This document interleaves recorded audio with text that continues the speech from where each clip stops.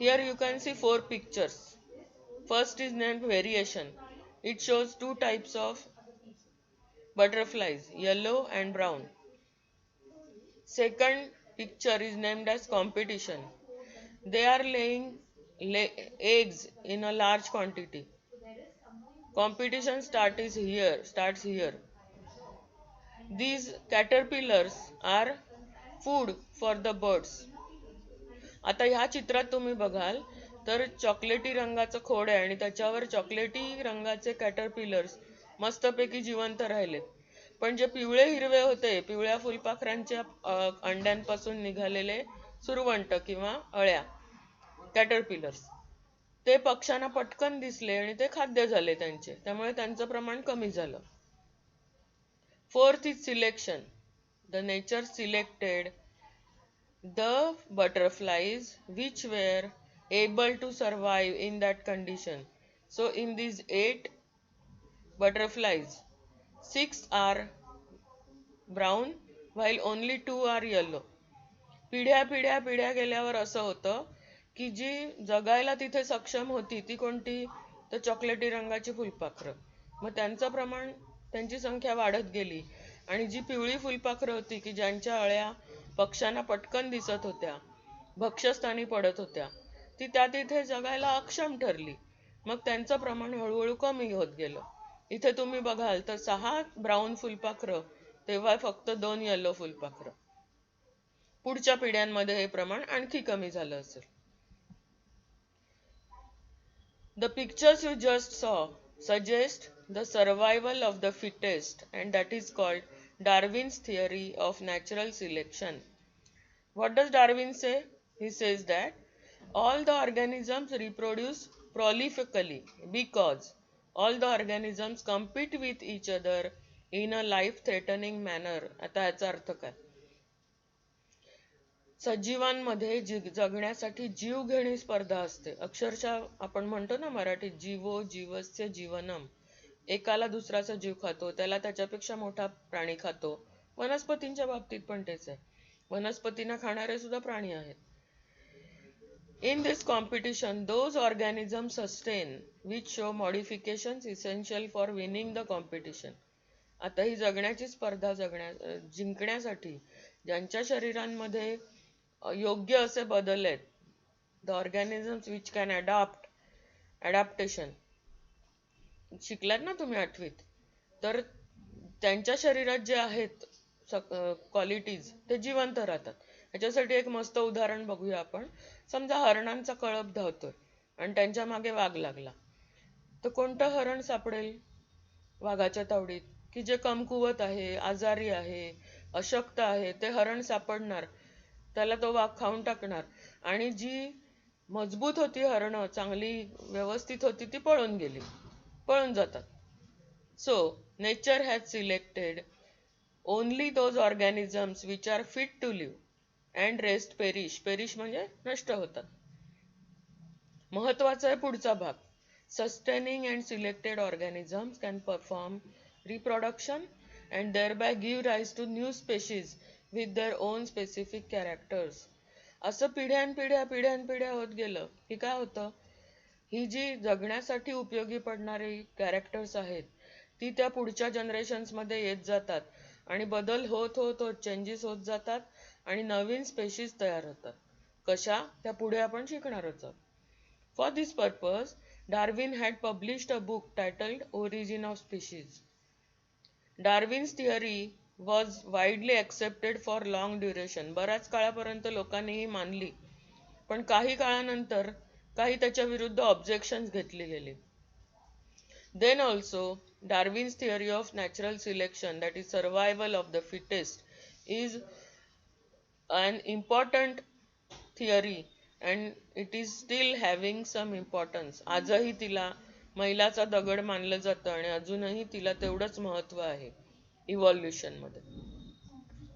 जेव्हा माणसाला कळलं की नेचर असं सिलेक्ट करतो चांगली कॅरेक्टर्स, तेव्हा त्यांनी हे आपल्या स्वतःच्या सायन्सच्या मदतीने आर्टिफिशियली सिलेक्ट करायला सुरुवात केली. That is called artificial selection. What is that? इथे मध्ये तुम्हाला दिसतंय वाईल्ड मस्टर्ड म्हणजे रानटी मोहरीचं झाड, मोहरी असते ना आपली तिचं झाड. त्याच्यातले 6 वेगवेगळी कॅरेक्टर्स उचलली माणसाने शास्त्रीय पद्धतीने आणि त्यांच्यापासून 6 वेगवेगळ्या भाज्या बनवल्यात, म्हणजे आपल्या रोजच्या बघण्यातल्या आहेत. बघा हा, गंमत आहे एकदम. From leaves of this wild mustard we have developed kale. पालेभाजी आहे ही एक. केल नावाची पालेभाजी पानांपासून विकसित झाली. फ्लॉवर बर्ड्स पासून कॉलीफ्लॉवर आणि त्याच्यासारखाच दिसणारा हिरवा broccoli. Cauliflower and broccoli were developed from flower buds of this mustard. Then from its stem, kohlrabi, that is अल्कोल म्हणतो ना आपण, अल्कोलची भाजी खाल्ली असेल तुम्ही, ते अल्कोल हे याच्या स्टेम पासून डेव्हलप केले. रूट पासून टर्निप्स म्हणजे सलगम नावाची एक मुळ्यासारखी किंवा बीट सारखी भाजी असते ती डेव्हलप केली. आणि टर्मिनल बड पासून कॅबेज म्हणजे आपला फुलकोबी डेव्हलप केला. So all these 6 are examples of artificial selection. These 6 vegetables are developed by man. They are, आपण आधी शिकलो ना, संकरित जाती किंवा तयार केलेले आहेत. Then again here you can see giraffe, picture of a giraffe. जिराफांचं खाणं काय, तर त्यांना उंच फांद्यांवरचा पाला आवडतो. To eat these leaves it requires long neck. So by generations to generations neck went on elongating. जसं जसं उंच पाला खायची त्यांना गरज भासली तशी मान लांब करत गेले आणि त्यांची जिराफांची मान शरीराच्या मानाने खूपच उंच झाली. Second picture shows us ostrich, emu and birds like that. What are their characters? They are having long legs, long neck, heavy body, so they can't fly like other birds. So their wings have become short and non-working. इतर पक्ष्यांच्या सारखे हे शहामृग, emu हे उडू शकत नाहीत कारण त्यांचे पाय लांब आहेत, शरीर अवजड आहे आणि त्याच्यामुळे त्यांच्या पंखांचा उपयोग कमी कमी होत गेला, त्याच्यामुळे ते पंख लहान झाले. Third picture shows us iron smith, लोहार. लोहाराचं काम काय, तर तो घण घालतो, त्याच्यासाठी त्याचे हात, खांदे, छाती यांचे स्नायू भरपूर वापरले जातात. So muscles of hand then chest have become very strong. Fourth picture shows lizard, सापसर्डी आहे. सापसर्डीची सवय आहे बरोईंग हॅबिट. बरोईंग हॅबिट म्हणजे ती जमिनीमध्ये बिळं खणत जाते तोंडाने आणि आतमध्ये जाते, ही तिची सवय. अशा वेळी, आणि ती आहे सरपटणारी प्राणी, it is reptile. So it's legs were not that much useful like other animals. So legs started degenerating. जेव्हा त्यांना त्या पायांचा उपयोग नाही की होत नव्हता तेव्हा त्या आळसाने पायांचा वापर कमी होत गेला आणि हळूहळू पाय नाहीसे होऊन सापसर्डी किंवा सरड्यापासून पुढे साप इव्हॉल्व झाले.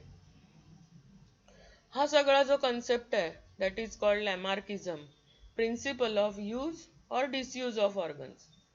Morphological changes occurring in living organisms are responsible for evolution, and reason behind those morphological changes is activities or laziness of that organism.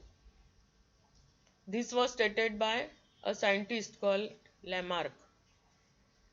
जेवढं तुम्ही आळस कराल एखादा ऑर्गन वापरायचा, त्या ऑर्गनचं काम कमी होत जातं. याच्या उलट जेवढा तुम्ही ते एखाद्या ऑर्गनचा वापर वाढवाल तेवढी त्याची डेव्हलपमेंट होत जाते, असं स्टेट केलं कोणी, तर लॅमार्कने. अजून एक उदाहरण देता येईल. Legs of birds like swan and duck. Swan and duck म्हणजे कोण, राजहंस आणि बदक, हे राहतात पाण्यामध्ये. So their legs have developed some, म्हणजे त्यांच्या पायांच्या बोटांमध्ये पडदे येतात आणि ते स्विमिंगसाठी युजफुल होतात पाय. इतर पक्ष्यांपेक्षा वेगळे पाय असतात त्यांचे. And snakes, we saw that example in detail. All these examples are types of acquired characters. Acquired म्हणजे मिळवलेली. मिळवलेली जी कॅरेक्टर्स आहेत ती लॅमार्कनी सांगितली. And are transferred from one to another generation. ही जी मिळवतात कॅरेक्टर्स ती त्याच्यापर्यंत राहत नाहीत, पुढच्या पुढच्या पुढच्या जनरेशन्स मध्ये जातात, असं लॅमार्कचं म्हणणं होतं. This is called as theory of inheritance of acquired characters or Lamarckism. Inheritance म्हणजे पुढच्या पिढ्यांमध्ये ट्रान्सफर होणे. इथे पुन्हा आपल्याला पटलं की हा बाबा लॅमार्क म्हणतो खरं आहे हे सगळं. पण शास्त्रज्ञ काय म्हणाले, त्यांना ही पूर्ण थिअरी पटली नाही. त्यांनी म्हटलं की हा कॅरेक्टर्स अक्वायर होऊ शकतात, पण ती पुढच्या पिढीत जातील हे मात्र त्यांना मान्य नव्हतं. Why? Because we know just learn that these characters are transferred from one generation to another generation with the help of genes. So genes can't be changed due to your habits. They are permanent. So half part of this Lamarck theory was accepted, half wasn't accepted. Here we are going to see another concept. This is a bird called finch, and these are some 6 types of finches. Here you can see one bird, that is finch. This is called founder species. In the upper part you can see different types of beaks. Same bird with different beaks has developed new species because their food is common, nectar. हा जो Finch नावाचा पक्षी आहे त्याच्यापासूनच ह्या सगळ्या 6 जाती का वेगळ्या झाल्या, तर त्यांचं अन्न वेगवेगळं आहे. ज्यांना नेक्टर म्हणजे फुलातला मध हवा होता, the nectar eating species have long and pointed beaks. Here amakihi, this bird also eats insects, so its beak is a bit longer and bent. Now see these species, their food is insects, so they have more more shorter but pointed beaks. And here Nihoa finch, its food is insects, seeds and bird eggs, so its beak has become stronger to break these seeds and eggs, etc. So same one finch has developed 6 different species of finches. Here you can see a type of grass. One has developed in contaminated soil, the other has developed in mine waste. To bear this mine waste, it has developed some different characters. This grass can't survive here in uncontaminated soil. Same is the case with this grass. This uncontaminated soil grass can't survive in mine waste. So this is due to geographical change. Another example is Grand Canyon squirrel.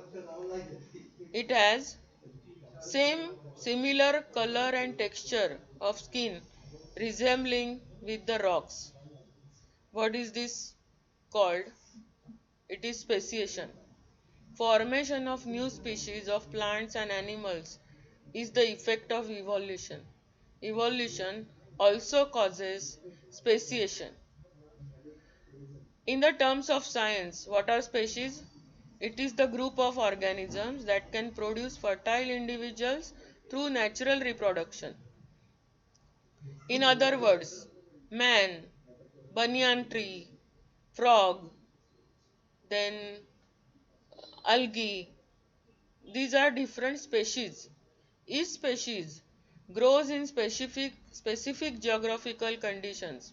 Their food, habitat, reproductive ability, and period is different. So, this is how evolution results into different species. What are the factors responsible for formation of new species from earlier one? एखाद्या species पासून दुसऱ्या नवीन species तयार होण्याची कारण काय काय आहेत? Factors कोणते आहेत? Genetic variation, that is changes in jeans of a particular species. Geographical and reproductive changes. In the previous picture, we have seen example of grass, that is geographical and reproductive changes. Or example of squirrel, it is also geographical. Then geographical or reproductive isolation also leads to speciation. This is interesting phenomenon. Sometimes some animals may cross the river or may change their habitat for food. To survive in that new habitat, their body changes. These changes are transferred to next generation and the next and the next, and thus new species are formed. This we will see again in our case only, human case. Now see this.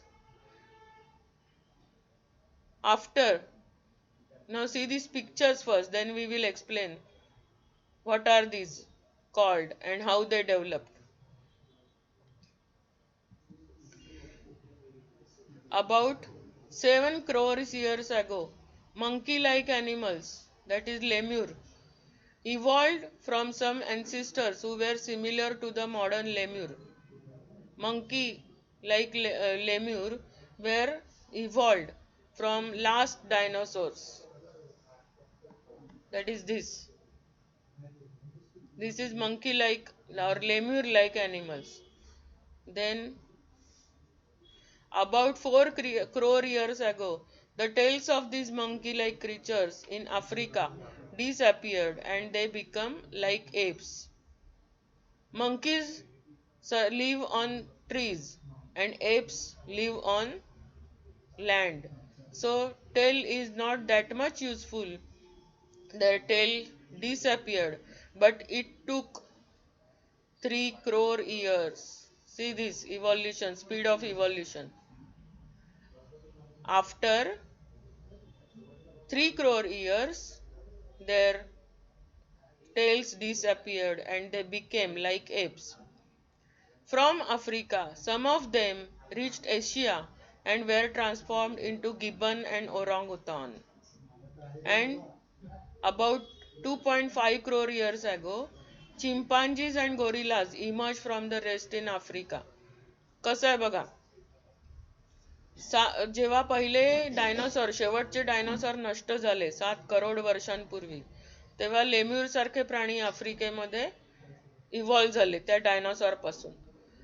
त्यानंतर 3 करोड वर्षांनी, 3 कोटी वर्षांनी app, त्यांची शेपटी नाहीशी झाली आणि त्या माकडांच्या सारख्या प्राण्यांचं रूपांतर एप सारख्या प्राण्यांमध्ये झालं. ही गोष्ट घडली आफ्रिकेमध्ये.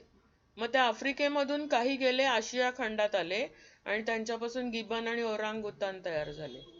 तर जे मागे राहिले होते आफ्रिकेमध्ये, त्यांच्यापासून चिंपांजीज आणि गोरिलाज इमर्ज झाले. 2 करोड वर्षांपूर्वी रामापिथेकस आफ्रिकेमधून काही आशिया खंडात पोचले आणि त्यांच्यापासून गिबन आणि ओरांगुतान हे डेव्हलप झाले. तर जे काही आफ्रिकेत राहिले होते त्यांच्यापासून चिंपांजी आणि गोरिला डेव्हलप झाले. 2 करोड वर्षांपूर्वी Ramapithecus, the first human like animal to use hands and straight upright, came into being. This is Ramapithecus, who could stand upright, only stand upright, and use his hands for other works instead of walking. So this was Ramapithecus. Then came Australopithecus. Then came Homo erectus. We are going to see this. Homo sapiens, Neanderthal and Homo sapien sapien. Now we will see in detail. The ape in South Africa evolved 40 lakhs years ago and became bigger and smarter in size. South आफ्रिकेमध्ये जे app राहिले होते त्यांना आकाराने मोठं व्हायला आणि जास्त स्मार्ट व्हायला 40 लाख वर्ष जावी लागली. बघा किती हळूहळू हळू झाली evolution. Then 20 lakh years ago, the structure of this animal evolved to be a member of human or homo species. आपलं नाव आहे होमो, आपल्या स्पेशीजचं नाव. होमो म्हणता येईल किंवा ह्युमन म्हणता येईल एवढी त्यांच्यात प्रगती झाली. And became a skilled human. Those human could use some things for specific works. Humans walking with straight posture evolved 50 lakh years ago. He was Homo erectus, I showed you. Then 1 lakh year ago, the man discovered the use of fire for cooking or roasting meat, etc.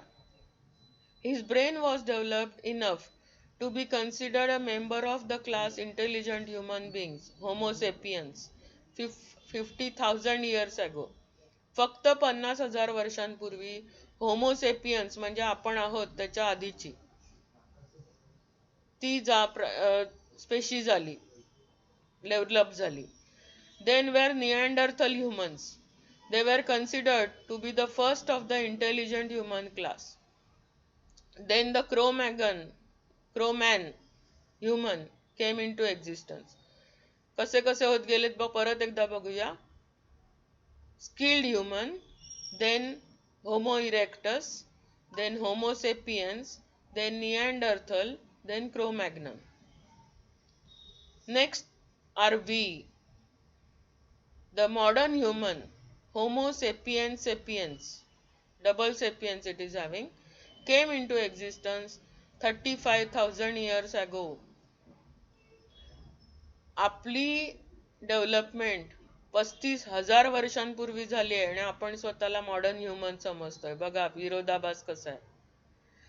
Only 10,000 years ago, development of culture took place through agriculture, livestock, colonies, etc. म्हणजे 10,000 वर्षांपूर्वी माणसाला शेती करण्याचा शोध लागला. तोपर्यंत आपण काय करत होतो? तेव्हाची माणसं जंगलात जे काय मिळेल ते खात होती, फळं, पाला वगैरे. पण हेच आपल्याला बिया पेरून उगवता येतं. दिस इज कॉल्ड ॲग्रिकल्चर. देन लाईव्हस्टॉक, प्राण्यांची शिकार करून खायची एवढंच ज्यांना कळत होतं त्यांनी प्राणी पाळायला सुरुवात केली. पशुपालन म्हणजे गाई, म्हैशी, शेळ्या, मेंढ्या यांचं लाईव्हस्टॉक करणे. कॉलनीज म्हणजे काय? तर एकटं राहण्यापेक्षा जर समूहाने राहिलं तर इतर प्राणी आणि आणखी कोणापासून आपलं संरक्षण होऊ शकतं हे माणसाच्या लक्षात आलं आणि त्यांनी गटांनी राहायला सुरुवात केली. That is called colonies. Art of writing was invented 5,000 years ago. Rise of modern weapons was 400 years ago. फक्त 400 वर्षांपूर्वी आपण मॉडर्न वेपन्स, मग ती काय असेल, तलवारी असतील, भाले असतील, तोफा असतील, ते वापरायला सुरुवात केली. त्याला फक्त 400 वर्ष झाली आहेत. 200 years ago, industrialization started. This you have learnt in history. Now we have reached at this stage. तंत्रज्ञानाची खूप वेगाने प्रगती होते, टेक्नॉलॉजीची. And we are searching the details of roots of human ancestry. सर्वात शेवटचं आहे महत्वाचं वाक्य. आज आपल्याकडे एवढी तंत्रज्ञानाची साधनं आहेत की आपण कोट्यावधी वर्ष मागे जाऊन स्वतःच्याच वंशावळी शोधत आहोत. एवढी टेक्नॉलॉजी आपण शिकलो आहोत. कशामुळे? तर जरा परत आधीचं चित्र दाखवते तुम्हाला. Here we can see development of human morphology. कसं आहे, वाकडा होता तो, हळूहळू हळूहळू सरळ झाला माणूस. चारी पायांनी चालत होता, तर पुढच्या 2 पायांचा त्याने हातासारखा वापर करायला सुरुवात केला. दगडाची लाकडाची शस्त्र बनवली वगैरे वगैरे. ही त्याच्या शरीरातले बदल आहेत, बाह्यरूपी किंवा मॉर्फॉलॉजीतले. महत्वाचं मी तुम्हाला दाखवणार आहे, ही चित्र बघा. आता जे तुम्ही ऐकलं की प्रगती आपण केली आहे ती आपल्या ब्रेनमुळे. Here you can see the bones of our head. There are changes. कसे झाले चेंजेस? इथे चेहऱ्याची हाडं मोठी आहेत तर मेंदूच्या भोवतीची कमी आहेत, आकार कमी आहे. जसा जसा मेंदूचा आकार वाढत गेला तस तसे चेहरा आपला लहान होत गेलाय. बघाल तुम्ही इकडे, इथे चेहरा मोठा आहे, इकडे चेहरा खूप लहान आहे, पण मेंदूचा आकार वाढलाय. मेंदूचा आकार वाढला ह्याचा अर्थ काय? तर आपल्या गणिताच्या भाषेत बोलायचं तर एरिया वाढला. एरिया वाढला म्हणजे आपली बुद्धी वाढली, आणि ह्या बुद्धीच्या जोरावर आपण आज एवढा अभ्यास करू शकतोय आणि सगळ्या प्राण्यांच्या पुढे गेलोय. So this was our first chapter, heredity and hereditary changes. Thank you very much, students.